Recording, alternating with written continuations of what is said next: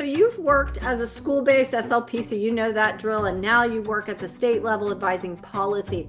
What have been some of the biggest challenges that you've encountered, like, trying to steer the ship at the state level and while understanding what the role of the SLPs in the school is?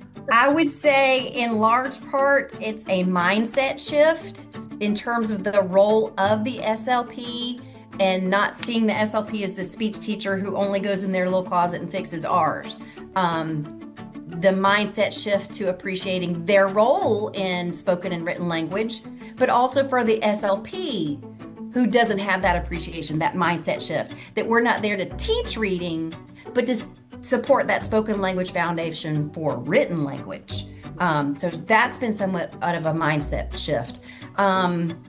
In that respect, though, it's also having teachers and administrators appreciate that, yes, we are not there just to fix ours. We're beholden to IDEA just like anybody else is, any other special education service, which means we have to document that adverse educational impact.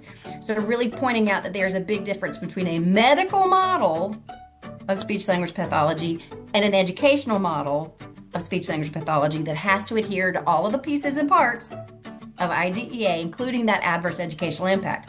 That has been a really big shift. The other thing that's a really, really big shift is the enlightenment, for lack of a better word, about IDEA's requirements for evaluation, which include using technically sound instruments. Standardized assessments that are diagnostically accurate, that have appropriate sensitivity and specificity, and really piecing through and sharing with SLPs, here's the data, the psychometric property data for some of the assessment tools that you're using. Would you be able to use this score to determine eligibility? Part one. But part two is also appreciating that a score alone does not determine eligibility. It's really that triangulation of all of the data. Mm-hmm. Such an important piece. People rely heavily on standardized test scores, and it's that can be really problematic, especially when we're working with multilingual learners and people from different cultures and all of that.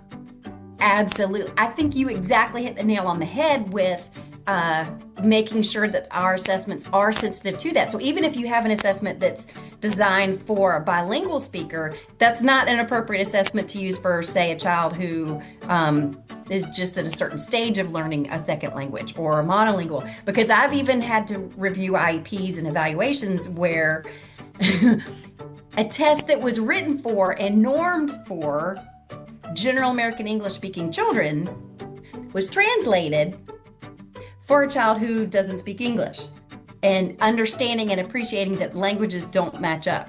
Even though the translator may say, oh, well, they didn't use a plural S. Well, if their language doesn't have a plural S, you don't take off for that.